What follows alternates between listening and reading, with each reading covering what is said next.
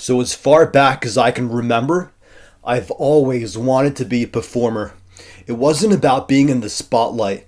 It was about being a part of a great story that could touch people's minds and hearts. And I've always wanted to write, direct, and produce stories. And I honestly believe the hands that put these desires in my heart were God's hands. I honestly believe the desires in my heart started out as desires in God's heart.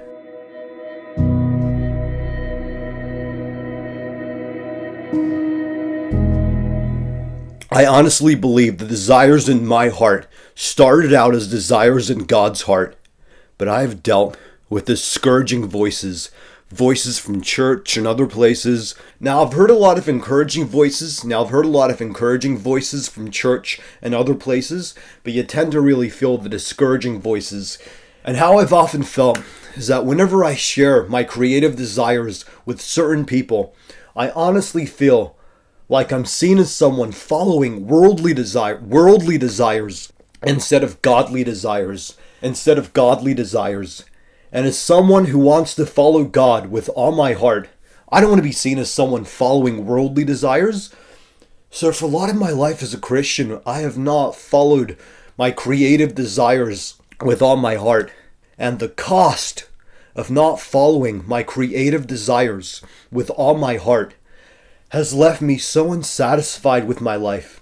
But the time has come. The walrus said, to talk many things.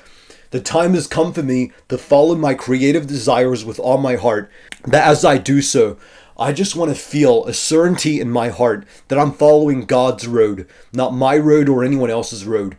I want to feel a certainty in my heart that I'm following God's purposes, not my purposes or anyone else's purposes. And as I've been praying about this, I believe the Lord has led me to the stories of Sherlock Holmes. You know, the same spirit that leads me to the Bible, I feel that same spirit lead me to certain stories.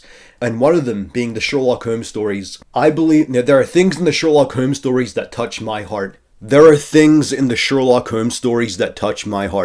And I believe there are things in the Sherlock Holmes stories that really please the heart of our Father in heaven. And I believe God has called me to be an interpreter of these stories, to tell these stories in a way that can touch people's minds and hearts and potentially point people to God's heart. Now here's something really important about Sherlock Holmes. Sherlock Holmes is a master of disguise. He disguises himself to get information from people.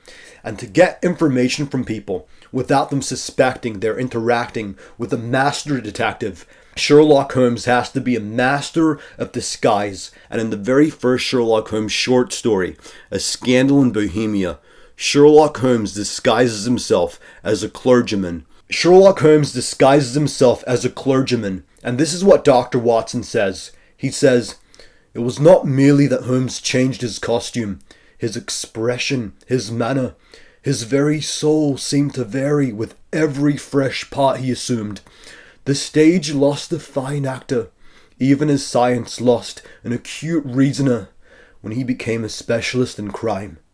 So Sherlock Holmes didn't just act the part. Sherlock Holmes became a part. Sherlock Holmes practiced his parts intensely. And I want to use this channel to practice intensely. I want to use this channel to practice my performance skills and do it in a way where I can be certain I'm doing it for God's purposes. And playing Sherlock Holmes, playing a clergyman, just seems to be the right way to go about it. It feels a good way to go about it. So we're going through the book of Matthew. We're going through Matthew's gospel. We're up to the part where John the Baptist meets Jesus Christ. So in the following video, what you're going to see is Sherlock Holmes playing a clergyman.